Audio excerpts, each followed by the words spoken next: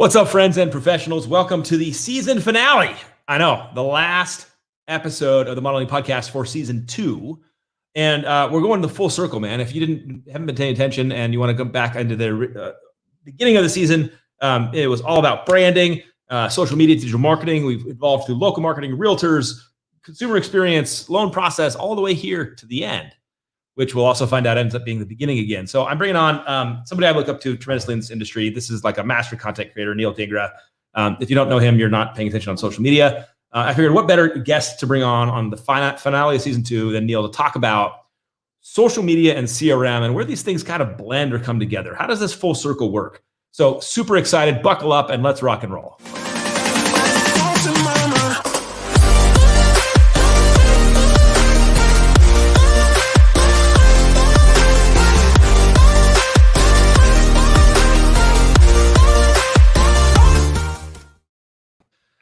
Neel, what's up, dude? Hey, man. Thanks for hanging today, man. I know that you're super busy. Life's crazy. This industry right now, halfway through the year, is still just wild. So excited to have a conversation with you today, man. Yeah, likewise, dude. Thanks for having me on. I really always enjoy connecting with you, man. Well, first, before we talk about social, CRM, content, all that fun stuff, you got a kick-ass event coming up. That I'm really excited about. Why don't you? Is it sold out though? Did it sell out? It did, yeah. So it's fully sold out. We have this event in Vegas. It's a mastermind, 75 people, real estate, mortgage professionals, Tom Ferry, Brad Lee, Billy Jean, a bunch of other guys, content creators, marketers, and really good audience as well of, top people who are really in this realm of like, hey, I want to do things that are innovative to drive my business forward. So I called the business forward event. I called the event the forward event, which was kind of random. I just was looking for domain names or like what to name the event. I'm like, what should I call this? Perfect, dude. And that event, that domain was available. And then I just named the event that. And then it just kind of worked as far as branding goes. But it's going to be really fun. It's going to be an awesome group of people in Vegas. And we'll have a one day just a deep dive into marketing and business. Can't wait, dude. I'm excited to join you there and just chill out and bro out. It'll be fun. Lots of good learning. So thanks for doing that. Yeah. So, we've talked before. I've had you on the podcast before. There's a million things we could talk about, from all the things you do on social and content, all this stuff. But where I want to zoom in is really get your perspective and share is, traditional mortgage banking loan officer playbook was develop a CRM, right? So get people's contact information, close loans, and eventually you create this kind of annuity concept, right? You got this book of business that you can farm and call and pull leads from. And so I would love to start off with kind of the question of, what have you done with CRM historically? What are you kind of doing with this concept now of customer relationship management? And then how is this blending into your content strategy? And let's just start there. Let's open it up. Okay. So, you're right. I've always been told, put every business contact, every person you come in contact with who could possibly benefit, refinance, purchase, whatever, into your CRM. So that way you could continue to follow up with these people. A CRM is only as good as, the data that's being put into it. Mm-hmm. And traditionally people are bad at putting data into CRM because it's another task on top of their normal task. Yes. So what I found is like automating that as much as possible has been the key for me. But when I really started to embrace CRM was, as my pipeline grew, I literally would forget, and this is nothing, to say that each client is still super important to me. Every family, every client that we help. But what happens is, as you get to 50 plus transactions, you just can't, things start to blend. I think your mind is at a capacity. And then on top of that, the sales cycle ended up being longer and longer as people are looking for homes for a longer period of time, and you forget. So I just need one thing to remind me of the whole conversation, and I'm there. I forgot you, Alec, but I don't remember. But then on that, if I have a note that says, we talked about X, click, the whole conversation is back. I'm there. Mm-hmm. So that's what kind of triggered me of like, I put in every single person in a quick note. And the way I do it is we use Salesforce. Yep. So I just go to the notes and I voice memo it. So on the mobile app, I click edit and I hit the microphone and I just spoke to Alec today.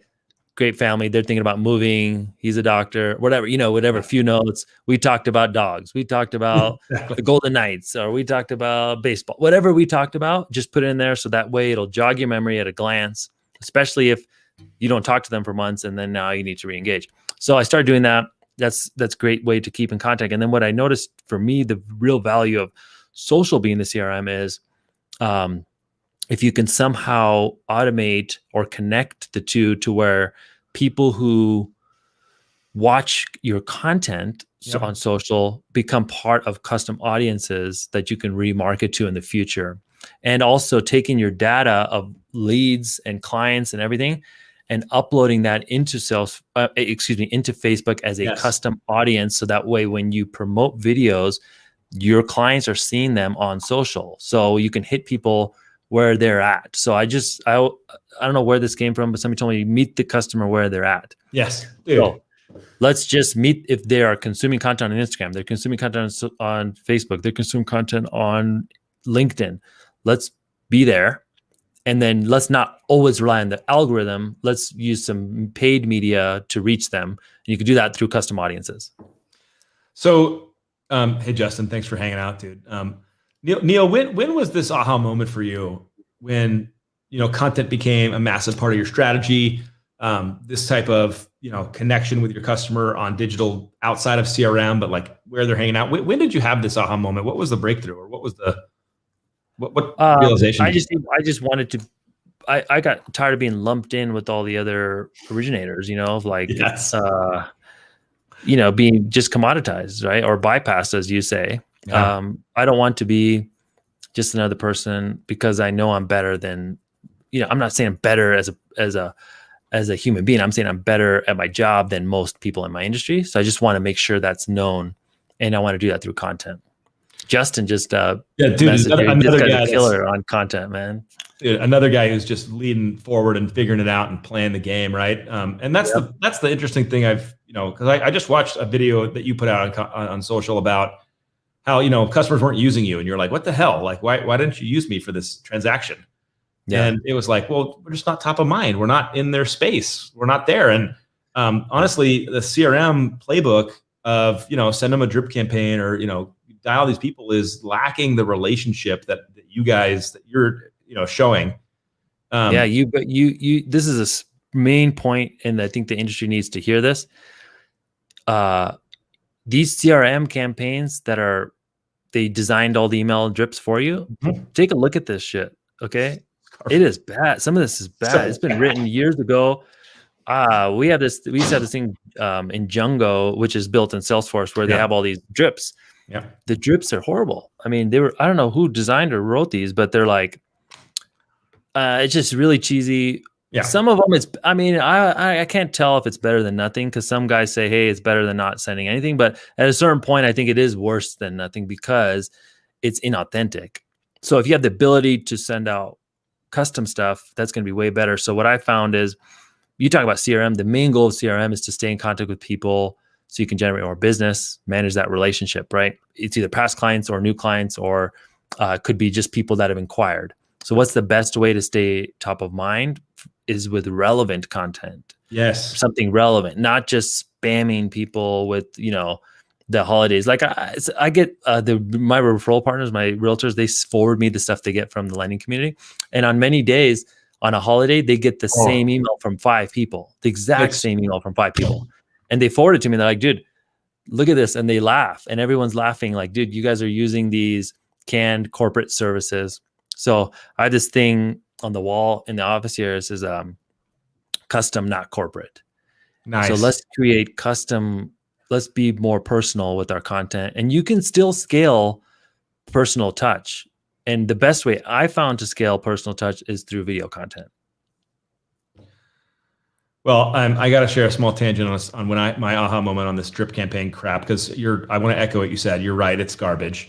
It's inauthentic. It's written by somebody who doesn't have a relationship with the person. It's just generic stuff that they likely don't even care about. So you're just effectively spamming them. But I'll never forget. So an email got sent out that caused a huge uproar, because it went out to everybody on the drip thing. And I was like, what email came out? It was how to avoid a cougar attack Bro, I'm not joking. Like straight up, like if a cougar is attacking you while you're on a run or something, like, and it had all this technique, and I'm like, what the hell are we doing? Like, by the way, that got tons of actual, like, people actually responded for the first time ever because it was so asinine and stupid. But like, that's a great example of like these people, you're sending out stuff that no one cares about and you're just smashing them with it. And so let's go a little deeper on your comment on scaling personalization, because that's where people I think get struck. Like, well, I can't personally do everything to 5,000 people or 1,000 or 500. So when you say video, et cetera, what best practices are you doing? What are you using? Yeah. So if you think about where the industry is heading right now, you think about digital first, you think about Quicken, Better Mortgage. I was shocked to see that there's been just this year, 5 or 6 new digital mortgage and startups that got funded with 10, 20 plus $1 million in seed funding. Yep. Over the last 4 years, there's been $35 billion invested into startups within the real estate and the mortgage industry for the direct purpose of reaching out to our clients. They have a ton of money and a ton of resources to put behind this. So they're doing the scale thing. They're going to do that. What can we do that's better than that? It's you. You're the dude. You know your shit. You have advice to share. The guy we brought up earlier, Justin, he's not just talking mortgages. He's talking financial fitness, right? Yep. You can broaden out besides just the mortgage transaction. So how can we stay relevant when somebody only needs you once every 5-7 years? You can't just bombard the sales stuff. So the email that went out in Django, one of the emails for Memorial Day, I remember on the 31st of May was, happy Memorial Day. By the way, I'm never too busy for your referrals. Memorial Day is when people die for this country. Dude, it's just so tasteless. This is like tone deaf, this kind of shit, So what you want to, like, people are just, the constantly bombarding without giving any value is not going to work. So what works for me is to say, hey, here's some content on what's going on in the market. Yeah. So I just researched, like, what are the questions that buyers have? What are the questions sellers have?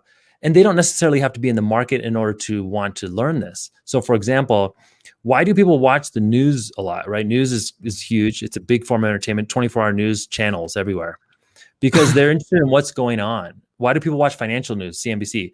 Do you have to watch CNBC because you're going to buy a bunch of stock tomorrow? Yeah. You're watching it because it affects your finances, your portfolio, and you just want to know what's going on. So home being your biggest investment, maybe you want to know what's going on with the market. So how can we do that in an innovative way? So what's the question people have right now? When is our home prices too high? Is the bubble? Is this a bubble? Am I overpaying? Right? Yeah. So because I have most of my money tied up in my house, or maybe I want to buy another house and I'm worried.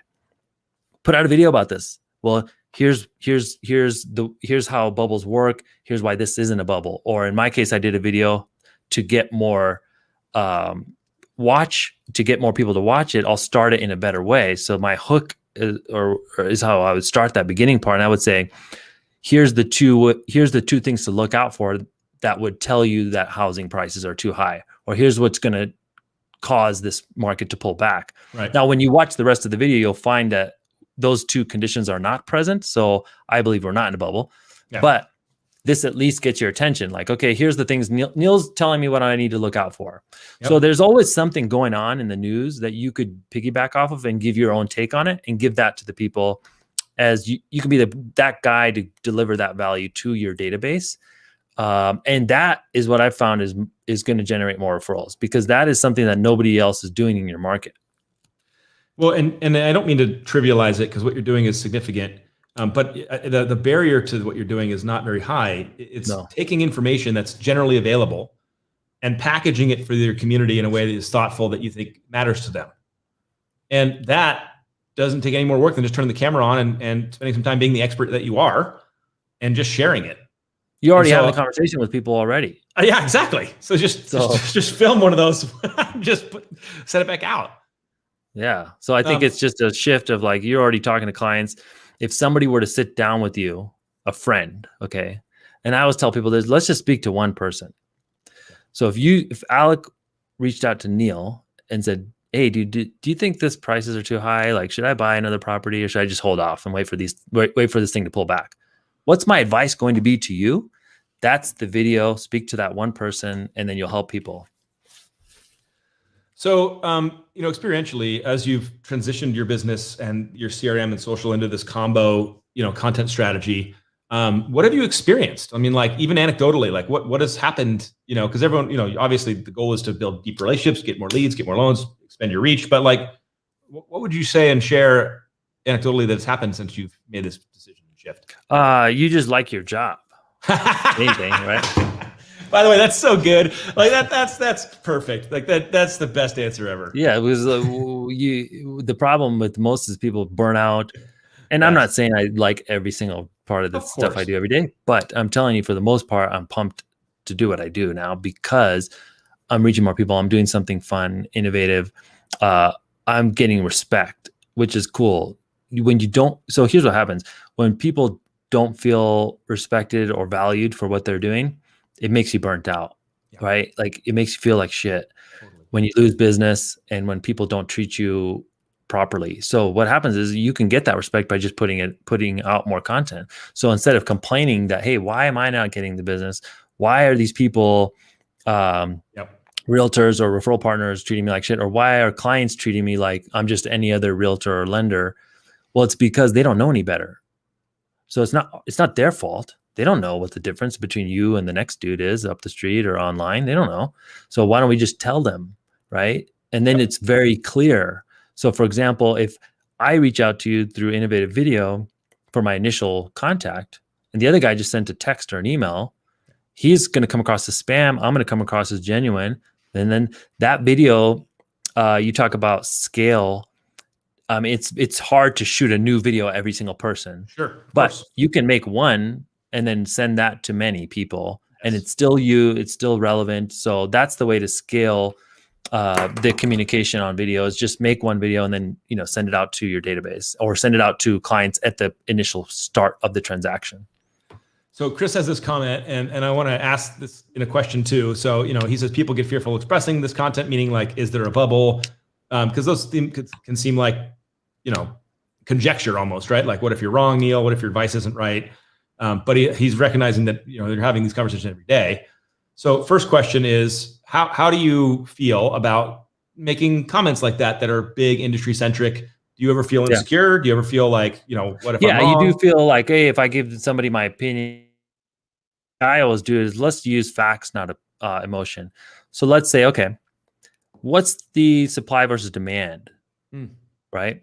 Yep. That's what's driving prices the most right now. So why is supply constrained? Because builders didn't build enough homes for the last decade. Yep. So what would cause prices to crash is either demand would need to fall precipitously or supply would need to increase substantially. It would have to increase. Exactly. I don't see the builders catching up that quickly in the next 2-3 years because it takes a long time to build, to develop the land, to get the labor, to get all the places in place, to get all the things in place to build a ton of property, right? They're building as fast as they can, and it's still not enough in many markets.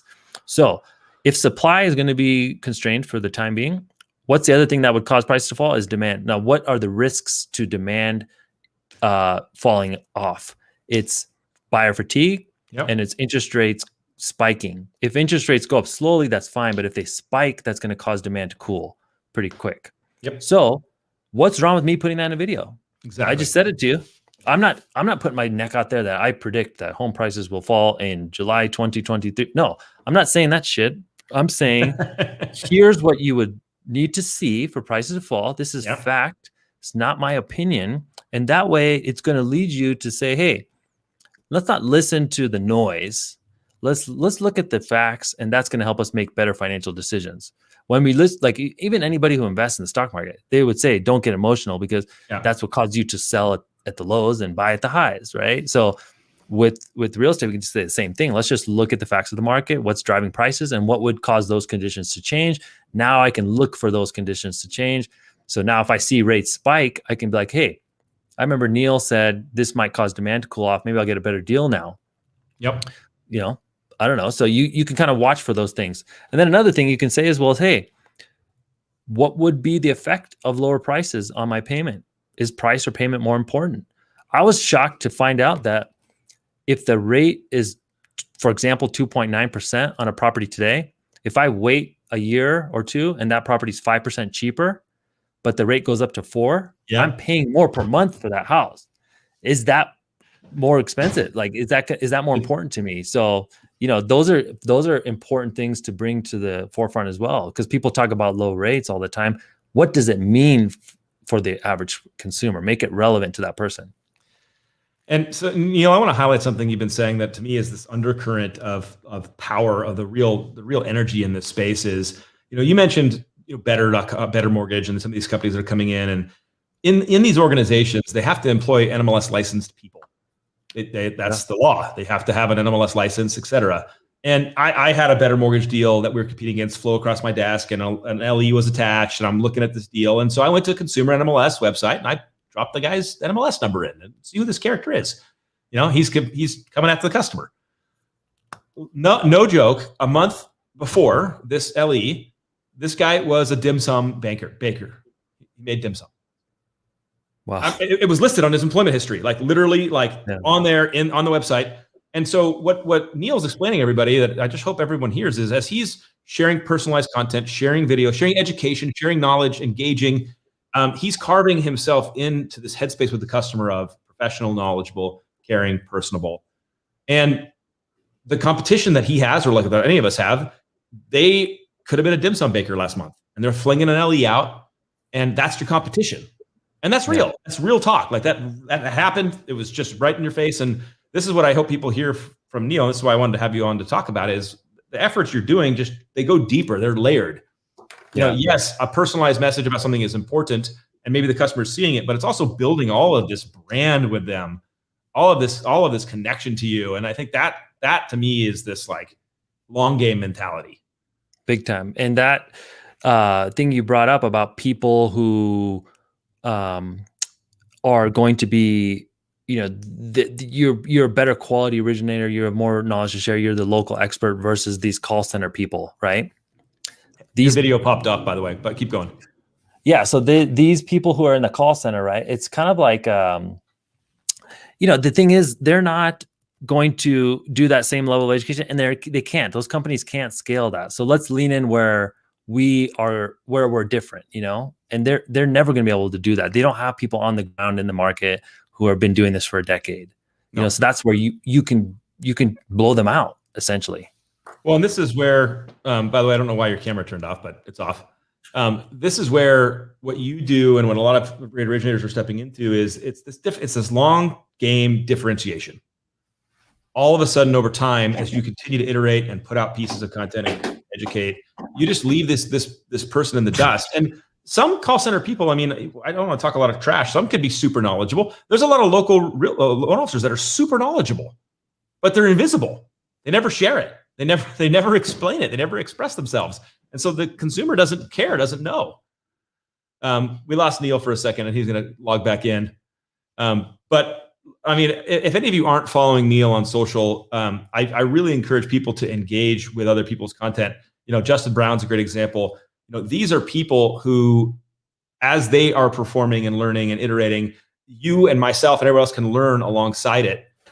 Because I don't know what happened there. It's life. I was just telling them to go follow you on social, and I wanted to kind of ask this question for you too. Is we learn a lot from each other as we're kind of playing in this game. Obviously, I bring you on because I learned a ton from you, and I'm watching how you're playing and speaking to people. And I was encouraging loan officers that are tuning in or listening later. There are great people out there to connect with and follow and learn from, because there's an abundance opportunity here. We all have our own voice in the market. In fact, one thing I want you to speak to, and this is almost not changing gears entirely, but is on that topic of having your own unique voice in the industry and what you bring. You put a post out about how you were being typecast and only delivered certain type of customers. You remember this post? Yeah. Dude, I was dying because even when I was originating and I was 23, people weren't sending me seasoned or more like older people. I was ageism was, they're like, oh, I give you my young clients, and I was like, okay, like because you're young and you. But so in terms of content creation and getting typecast or just, finding your unique voice and unique audience, what would you share on that angle? So if you feel like you're getting only B paper or you're getting the tough deals while somebody else is getting the A stuff, that's a common complaint I see from new originators. The funny story I was sharing was there was a referral partner that would only send me her Indian clients because I'm Indian, right? So they're like, "Oh, you guys must connect." I'm like, "I don't know." So it's a big population. Yeah, it's like I think it's second biggest in the world, but it's just weird. People are weird like that. They're like, "Oh, you connect with this people. I'm really good at connecting people with that." So what you want to do is if you are good at helping all types of clients and you have all these different areas of expertise, let's just talk about that more. So that way it's not like I have to convince you, you're just going to see it. So this is a good thing that you do. I understand that Alec recruits people for Loan Depot. He's that's part of his gig, but he doesn't actually do it like anybody else, right? He's sharing culture and he's putting out valuable content to the community. And then when people need or thinking of making a shift, they probably just reach out to you, if I'm not mistaken, right? And then they have those conversations because they trust you. So this is the thing. I don't trust recruiters, right? No. I don't trust salespeople, but I trust people who educate me. I trust people who bring value. So we are not selling you're not selling Loan Depot, you're selling trust. I'm not selling loans, I'm selling trust. Realtors are not selling homes, they're selling trust. If you trust the people, you'll feel comfortable reaching out to them. You'll feel that they have your best interests at heart. And that's when you're going to reach out to that person. And that's how you smoke everybody in your market. You talk about being competitive. You want the biggest competitive advantage is get the entire market to trust you. Dude. And watch what happens to your messages. It's explosive. I cannot keep up with the inbound amount of questions in the DMs and in the emails. We're hiring people every day to help because we can't get enough qualified people to help with this. There's too much lack of trust. And so the people who are trustworthy get all the business. That's why you see the shift of like the top people do all the business. Everybody else struggles. It's the top 50 or top 100 doing all the loans in my market. Yep. Because people trust those people and the other people are unknown entities. Scaling trust is what kind of led me to like say, hey, if I know something, I'm going to talk about it. That way I can't complain. I put it out there. You got the best place to do a deal. Don't say that. Just show it. That's right, dude. So that's so fire. I want to like come back around and really hit the comment because it's 100% fact. Everyone gets stuck on selling their truth or I'm the best or here's my Yelp review or whatever. And they're not doing it. They're not building trust. When you give freely, when you're actually caring. I mean, so this is the other thing too, Neel, that just kind of reiterates like what you were commenting about me and my leadership and you and doing loans. If I'm bullshitting people, they know. Like if I'm out there just like everything's it's crap and everyone sees right through it. When you give without expecting anything in return, when you share your knowledge and your expertise and you showcase it, even if you might be wrong or you're sharing your personal view, you create engagement, and that connection is what builds absolutely a bulletproof business. Yeah, and you can't fake that either, which is kind of like if there's people that do what you do now, like, hey, dude, come on my podcast. And I know the only reason the dude wants me on the podcast because he wants to recruit, So I'm like, yeah, I'm tied up, bro. I'm busy. But when you're like, hey, reach out, I genuinely just want to jam and just talk because we're friends, right? So it's like, that's the kind of relationships you want. Imagine as a LO, you have that type of open line of communication with hundreds, if not thousands of people in your messenger, in your DMs. Now that once every 7 years seems to be popping up. Right. Because not only those people reaching out to you, everybody in their network. So they overhear somebody, hey, I'm thinking about buying. Oh, you need to talk to my dude, Neel. Hey, do you follow him on social? This dude's, he'll tell you everything. So you need to connect with this guy. And you start to find you're creating like this army of people. Tribe. Yep. These are like evangelists for you. Yeah. They'll like promote you on your behalf because you help them. So even if they're not in the market, they'll send you someone who is.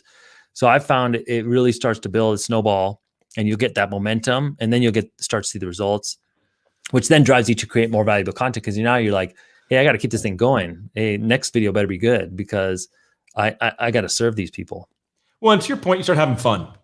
Yeah, I mean, exactly. I can tell in your content that you're having fun.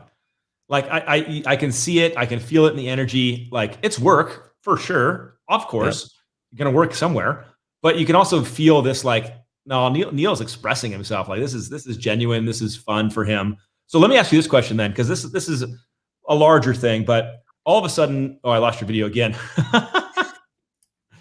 Hold on, I'm gonna come back and on. I don't know why StreamYard does this. Hold on. All right, I get you. But here's the reality, and I'm gonna have Neel unpack this when he joins back in. When you play this game like this, all of a sudden CRM and customer relationship management and connection starts looking a lot like prospecting and marketing. So Neel, here's my comment. This is why I wanted to end the season on this kind of a concept on CRM and customer relationship, because all of a sudden what we're seeing is Neel's content, his connections, his stuff, all of a sudden starts looking a lot like sales and marketing on this side of the spectrum. All of a sudden, the end of the stuff with his customers he did loans for, he's communicating out with, he's loving on, starts looking a lot like sales and marketing over here when you're trying to originate new loans and new opportunities. And so my question, just to kind of put a bow on this, so to speak, is how much of this customer connection engagement process ends up turning into deals? And are you finding your origination strategies evolving in the sense of like the majority of your business now is coming from content and connection, or what percentage, and that kind of a question versus realtor referral, et cetera? Yeah. So it's very difficult to track sometimes because let's just say, for example, reach out to me to get started with the process. Yeah. I email you. In that email, my introduction is a video. There's links to more videos, right? I believe that has exponentially increased my conversion. I can't quantify it, but I just know that it got way more, way more business, right? Yeah. So what I'm saying is, like, it's hard to pin, like, hey, did you reach out to me because of social, or did your decision to not check with other people happen because of the content? Or, so you definitely get, and I get this all the time. Hey, I've been watching your stuff for a while. Yes. And the key is a while, meaning that they didn't just see one video and then reach out to you. So it takes a while to build this trust. So I've been watching your stuff for a while. Have a question for you. I've been watching your stuff for a while. My sister's in the market and she got quoted this. Could you maybe take a look? I don't understand this. Hey, could you advise me on here? Whatever. Are you licensed in my state? You start to get all these directly from the content, but then you also start to, if you leverage content, that's where you're going to get the most amount of business. So I would say that I would attribute all of my success right now to content, because all the people I meet and do business with, it's somehow connected. Every single person in my office here, there's 23 people here, in some way are either here because of content or from somebody who saw the content, right? Yeah. And they're staying with you because of that, because you're innovating, because you're doing new things. So it leads to just relationships at scale, essentially, with clients and with employees and staff. And just give you an example, Alec, like I need help with loan. Like I talked to you, we have a ton of inbound. So you need a loan partner, a guy who is really good at loans, but doesn't necessarily want to do sales, just to partner up. I last week make a post and it says, hey, if you know mortgages and you like helping people, hit me up. I have an amazing opportunity. 6 people message you, and one of them turns out to be really good. Dude, hired. You can't. That's you talk about recruiting. I mean, it's attracting. You're attracting. It's not even recruiting at this point. Yeah. So then you're just like, when you need someone, it's like, yeah, dude, I've been watching your stuff for years. I would love to hear about this opportunity. So it's going to help with everything that you need help with. So to me, it kind of solves all problems, and I would attribute 90+% of my success to that. The other 10% I would say is being able to do the job of originating closed loans, which is no easy task.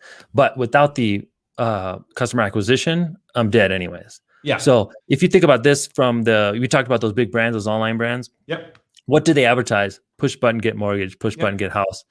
Every single marketing thing is, we make a traditionally rough process easy. Mm-hmm. We'll make this easy. Let us reimagine the mortgage process. Yes. In reality, it's very similar. Some guys have a better tech stack, but it's going to be the same BS process behind the scenes.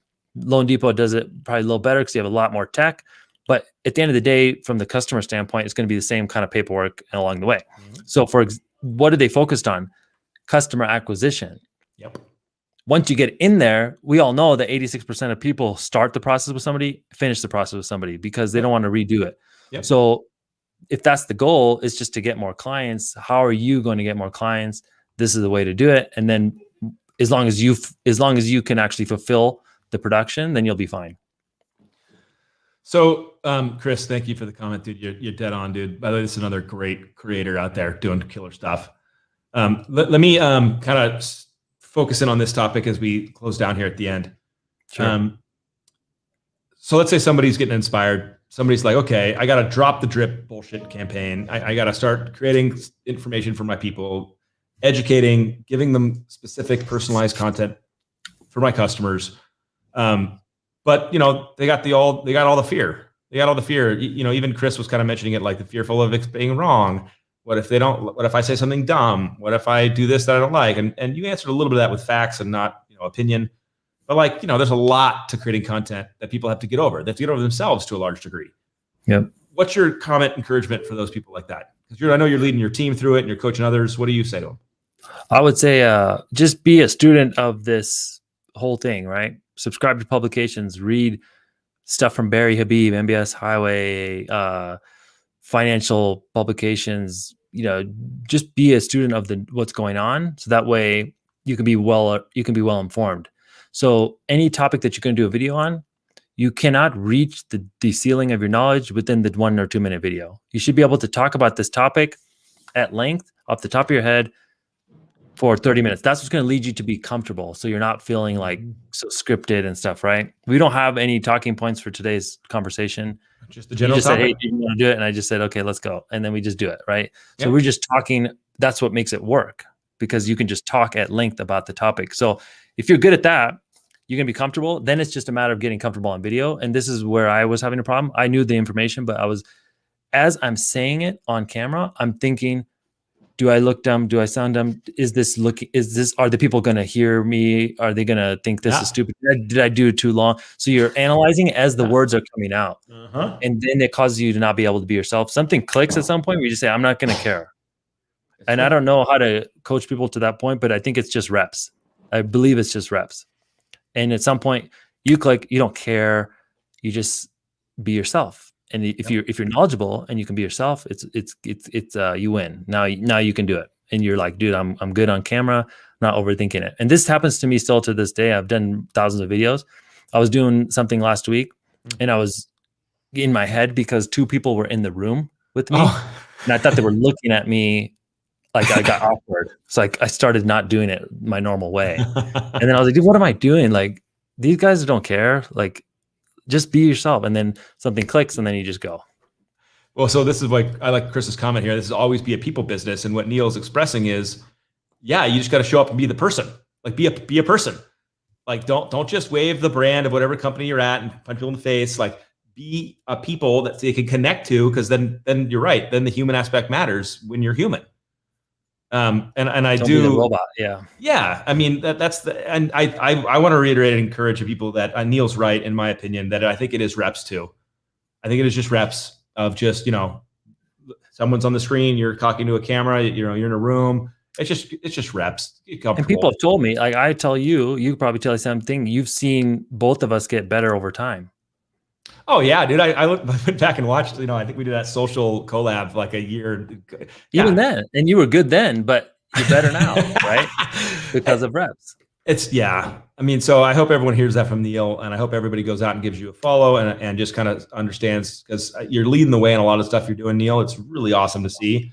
And it's just fun to watch also the results. Like, it's fun to hear you be like, oh, this is happening and this is happening, because it's just validating for anybody else that's getting out there and trying it. Like, shit works. Big time. Big time. Any final comments to anybody listening, Neel, that you want to throw in there? Yeah, I would just say, listen to Alec, follow Alec's stuff, because he's leading the way. And the cool thing is you're helping people get over this initial hump. And I think I was with Tom Ferry in a podcast, and I asked him, hey, dude, why don't people do more content? Yeah. Is it just lazy? He's like, no, it's not laziness. That might be a little bit, because people are lazy in the industry, but the main thing is just lack of awareness. They just don't know how to do it, where to distribute it, so just watch people who are doing it and just emulate them, copy them. I have found some viral content and I just make my own version of it. Dude, put your own spin on it and just do it your way, and it's going to work. Dude, my aha moment in this, Neel, was, again, my playbook was really succinct in 2003 and 2004 when I was just starting. It was go out Thursday and broker preview and meet agents, go out Friday to the broker preview and meet agents, go out Saturday to the open houses, go out Sunday, join the affiliate board, go to all the networking events, all the mixers, and start to call for appointments and try to build relationships. And the frequency that you could get in front of people is the frequency you can build a relationship. The more I can say, hi, I'm Alec, they can learn my name. They can realize I'm not selling them anything and I'm not coming at them as a lender. That they're like, oh, this guy's a good dude. And they can make their own opinion and build relationships. And then I go, well, shit, the same thing's possible with a content strategy. Like the same thing. The more I'm out there, the more I'm talking, the more I'm communicating and sharing my personal side and not trying to be a robot. The more that you build this tribe, and Neel was describing it, of like this momentum behind his business is just a gigantic snowball, and it's market immune. I mean, if rates go up and things are hard, it's like, it doesn't matter. You just take more share. You just take more trust. You just take more opportunity. And so Chris actually has a question for you, Neel. Curious, do you agree with meeting your prospective buyers where they are, or do you stay true to what you're trying to attract? So I think what he's asking, we did talk about meeting the consumer where they are by putting out content on social. But I think what he's talking about is more like running ads to capture that business, or just trying to put out content and attract whoever's going to reach out to you. So I do like the latter part, because those are the best type of clients, people who reach out to you warm. Those are warm leads. They're the best. But I do believe that, like, if you're trying to grow an organization, you need more than just warm referrals. You need to actually do some outbound and do some outreach. So my way of doing the outbound is to put out informational content and run it as paid media. And then, like I said earlier, that strategy of custom audiences, people who watch more than X% of the video. So on Facebook, you can say people who watch more than 15 seconds of this video are now part of an audience. And then now I can serve them an ad on, hey, I just read that 78% of homeowners haven't refinanced. This is a travesty, in my opinion, because I believe it's a historical opportunity to drop your rate or restructure your debt or do a cash out refi. So if you haven't already done so, reach out to us. We'll help you out. Something really quick and soft like that. But I can do it to people who I already have some sort of rapport with. So then it converts. If you run that ad on its own without this, it doesn't convert. It kind of falls on deaf ears. And then they sometimes just reach out to their previous lender, or you're actually doing the work for other people, which is, I mean, you'll get some deals, but it's so much more effective when you have the trust already going, because now you do that, you're not an unknown entity. Dude, fire. Yeah, I mean, there's a whole other hour we could talk about in passive content versus directed and outreach content. And you can combine the two. I'm not saying like be a philanthropist over here and never sell. I'm just saying, like, let's do it in a better way. Let's give the value first and then run the hook, Well, and look, I don't want to belabor this, but people do want to be sold. They want to be convinced that what they're doing is the right thing. They want to be walked through a process, not manipulatively, not like you're tricking somebody, but I love a good salesperson who's authentic and knows their stuff. Because I don't have a negative slant on salespeople. I don't think salespeople are skeezy. No. I think they're trying to provide solutions and services. So I love somebody who's a master of their craft, who comes up and says, let me go through this process with you. I'm like, yeah, let's go. Like, give me the background. Especially Tell me what's if they believe in what they're doing, right? Yes, and you can feel it. Absolutely. I mean, how do you think, like, this thing at the event? I'm not into online sales or events. I'm only been doing loans, right? And I'm like, okay, I got to fill these seats. So I got to reach out to people. So I'm reaching out to people like Alec and other people in my sphere, because I want that to be the type of people that come out, people who are really at the forefront of this stuff, because that's going to help with networking. So people reached out, randomly to buy tickets and come out because they're interested in the content and the speakers. But then a lot of it was me reaching out to people. Weird. And selling, and not in a sales way, but just being like, yo, this is going to be an awesome event. Here's why. Yep. And I think you should be there. I really 100% believe that you would benefit from this. Yep. And I think you should come. That's sales. But it's also like, dude, I fully believe in the product I'm selling, and I would love for you to be there. So that's more genuine, But it also comes down to, Neel, and this is a good point to end on, is just without human connection, that stuff is bullshit. without you putting in time and having this connection and with your customers, and then asking for business or sending out that targeted ad that says, "Hey, call me for this." Without the groundwork, you're just another clickbait, and it doesn't land. It lands on deaf ears. Yeah. So, dude, I appreciate you, man. You dropped a ton of knowledge today. Thanks for hanging out with me, dude. I'm really looking forward to seeing you in person and hanging out at your Florida event. That's gonna be amazing. And so, dude, thank you very much. Thank you. All right, everybody. Thank you for hanging out on the Modeling Podcast. This is the end of season 2. We want to go back in time. We got some great episodes with some great people. Neel, thank you for bringing it home. And we'll see you guys on season 3 and on the internet soon. Take care.